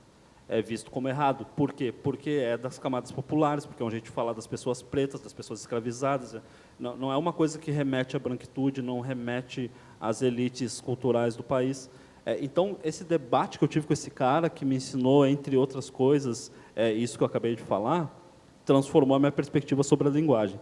E ali que eu pensei, cara, eu tenho que trabalhar isso nos meus livros, né? E quando eu decidi, então, trabalhar isso, experimentar a linguagem, sabe, tentar trazer para o meu texto o jeito que eu falo, conversando com meus amigos, com a minha família, com a minha mãe. O resultado dessa experimentação foi justamente o Vila Sapo, né? Foi meu primeiro livro publicado em 2019. Foi quando eu fiz a primeira vez isso. E eu gostei muito de duas coisas. Primeiro, eu gostei da liberdade que eu senti, porque até então eu escrevia me policiando, sabe? Porque, veja, parte do meu pensamento, do meu espírito, estava focado em escrever uma história, quando eu escrevia antes, mas uma outra parte eu não podia dedicar à criatividade, porque essa outra parte ficava policiando o jeito que eu estava escrevendo. Então, eu ia escrevendo e pensando, não, mas a concordância não é essa, não, mas aqui não é assim, a vírgula não é ali, sabe? Então, foi legal desligar isso e usar o meu espírito por completo para a criatividade, para a criação, para o desenvolvimento da história em si, sem amarras. Então, me senti livre. É muito doido isso. E outra coisa que também foi importante para mim foi o efeito disso nas pessoas, né? Então, eu me lembro que um dos textos desse livro é o Otário com Sorte. Ele foi o primeiro a ser escrito, mas ele é o último no livro, né? E aí eu me lembro que eu postei no Facebook, assim. Aí um monte de gente curtiu, comentou, e aí tem lá até hoje os comentários dos meus camaradas que eles comentaram exatamente isso. Porra, eu nem gosto de ler, cara, mas eu comecei a ler isso aqui, não conseguia parar e tal. É evidente, né? Porque... E aí eu comecei a pensar, inclusive, e aí eu descobri depois que eu não sou o único a pensar isso, uma série de teóricos pensam nisso, que se o Brasil lê pouco, como as pesquisas vêm mostrando ano após ano, se a gente é uma sociedade que lê pouco, é porque a literatura ainda está afastada do seu povo, não é? É uma literatura que não reflete o seu povo nem no contexto, nem no conteúdo, nem na forma, nem na linguagem, nem em nada. Então, o simples fato de tu trazer uma linguagem cotidiana para um texto, tu faz com que um rapaz que não tem o hábito da leitura leia um texto grande. Então, essas duas coisas foram marcantes para mim, e desde então eu tenho sempre trabalhado isso nos meus textos. Obrigado. Aonde? Eu queria aproveitar para dar um recado, doutora, que nós vamos ter um evento sobre o trabalho de catadores de materiais recicláveis, que vai trazer catadores para os próprios trabalhadores aqui nesse auditório para discutirem o trabalho deles e como que pode ser visto pela Justiça do Trabalho, né? E vai ser bem interessante, então fiquem atentos nas próximas divulgações, porque é sobre essa questão da invisibilidade do trabalho e de quem está aí nas ruas, né? Então, é bem interessante, eu me lembrei disso, porque eu acho que dialoga com o que a gente está falando, né?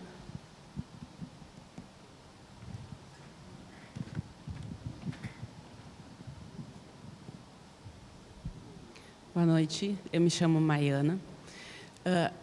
Aproveitando esse gancho que vocês estão falando, eu já vi tu falando algumas outras vezes na internet, Faleiro, sobre esse afastamento da literatura e as razões disso, né? E acho que tem tudo a ver com o que nós estamos falando aqui, né? As pessoas não encontram nos livros o que elas têm interesse. E o que será que faz, o que será que causa o afastamento dos jovens mais periféricos dos espaços de trabalho? Não só as questões de exclusão, mas, às vezes, a gente vê um desinteresse. E a gente julga isso, né? A gente coloca um juízo de valor. Mas eu acho que é interessante a gente pensar que outros elementos será que causam esse desinteresse de os jovens quererem estar trabalhando e fazendo parte dos espaços de trabalho e produzindo? Olha, eu acho que, assim, respondendo assim de maneira mais direta, porque o trabalho é uma bosta, assim, é muito ruim. As condições de trabalho são horríveis, o salário é horrível, sabe? Isso dialoga com outro detalhe das coisas que eu escrevo, que é o seguinte, ó, uma coisa muito presente na minha literatura, nas minhas crônicas, nos meus contos, nos meus romances, é que sempre existe, eu procuro destacar, na verdade isso não é nem inconsciente, isso acontece de maneira muito natural, assim, a relação que existe entre criminalidade, violência urbana e injustiça social. E aí, o que acontece, né, quando um livro da gente vai para a rua, as pessoas vêm falar com a gente começa a pensar sobre aspectos do livro que a gente nunca achou que ia pensar, né? E aí eu tenho pensado sobre essas coisas e cheguei a uma série de conclusões sobre o que eu mesmo tinha escrito e eu não tinha pensado, né? Então, veja que doido. Quando as pessoas vão para a periferia, e elas não são de lá, mas elas vão lá cheias de boas intenções, que eu acho que até nesse livro, não sei se é nesse mesmo livro que a Cida Benta chama de a síndrome de Princesa Isabel, né, de salvadora, de vai lá ajudar as pessoas, essa galera chega lá, e é muito doido porque eles levam uma série de ideias, por exemplo, olha, jovenzinho, não se meta com crime porque é perigoso, né, enfim. Velho, aquele guri sabe melhor que ela isso, porque ele já perdeu o irmão, ele já perdeu o pai, ele já perdeu os amigos, ele sabe melhor. Eu acho que a pergunta não é essa, a pergunta é por que, mesmo assim, ele vai, mesmo entendendo aquilo ali, ele vai. É porque o trabalho é horrível, entendeu? Ao ponto de as pessoas preferirem arriscar a vida. É porque o trabalho não garante dignidade para as pessoas no Brasil, sabe? É claro que tem trabalhos que garantem, né? Mas a grande maioria não. Né? Então, a pessoa que está limpando o chão, o cara que está abrindo buraco pela rua, esse cara não tem dinheiro para o mínimo.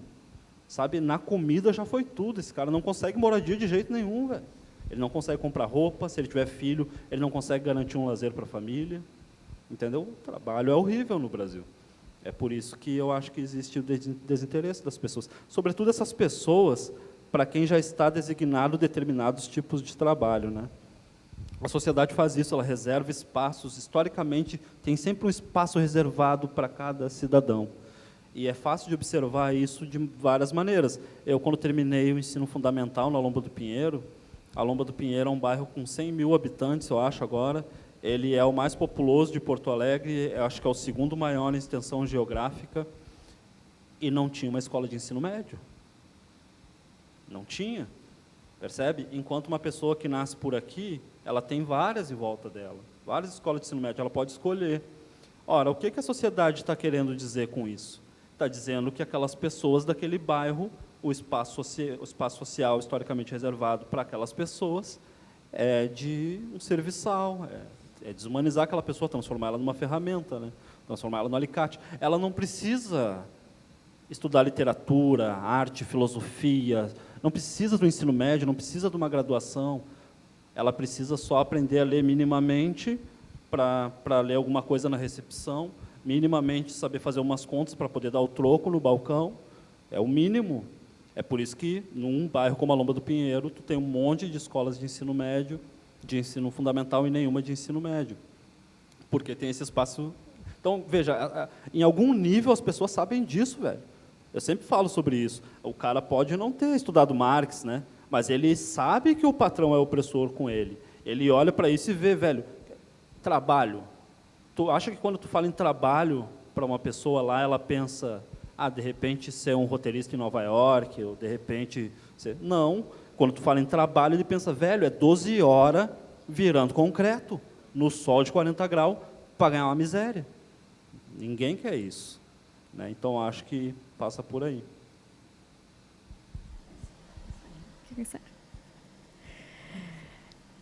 Acho que não podemos nos encaminhar para o encerramento, então. Tem uma pergunta? Quando sai o próximo livro? Se Deus quiser, o ano que vem. Se Deus quiser, o ano que vem já. Tem projeto, então. Vou falar umas palavras finais, não sei se vocês querem depois falar também. Só te agradecer muito, Faleiro. Para a gente era muito importante que tu estivesse nesse projeto, justamente para dizer isso que tu nos disse aqui, e especialmente para mim, essa tua última fala, né? Para dizer, olha, o mundo do trabalho é isso, o lugar das pessoas é isso, e a gente precisa, como trabalhadores do judiciário, entender, né, quem é esse ser humano que trabalha e que vem para a nossa frente na sala de audiência, e que eu acredito que é muito incompreendido nesse nosso ambiente de justiça. E, nesse sentido, é que eu acho a tua literatura assim muito fundamental para esse nosso público aqui, né? E muito importante que a gente reflita, né? Que às vezes faltam espaços de reflexão. Então, fiquei muito feliz com a tua presença e te agradeço. Depois, eu acho que tem muito fã teu aqui na plateia, então as pessoas vão querer te pedir autógrafo e tal, então vai ter um espacinho, talvez. Quando a gente concluir aqui, eu vou pedir só um minutinho para ir no banheiro e fumar um cigarro. Com certeza. É um direito de pausa que a gente merece. E é isso, obrigada. Obrigada a presença de todos.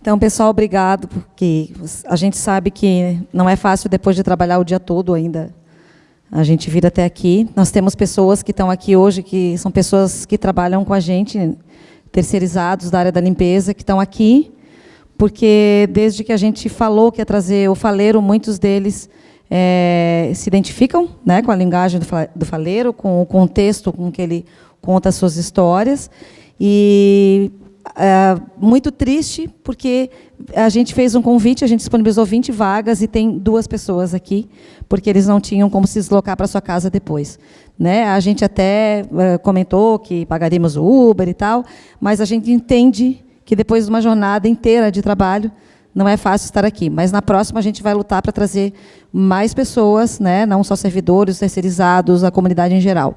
Agradeço todo mundo, acompanhem aí os nossos próximos eventos. Esse ano é o último evento, a gente está fechando com chave de ouro, mas o ano que vem pretendemos trazer pessoas bem relevantes e que vão provocar muitas reflexões. Tá? Muito obrigada, uma boa noite.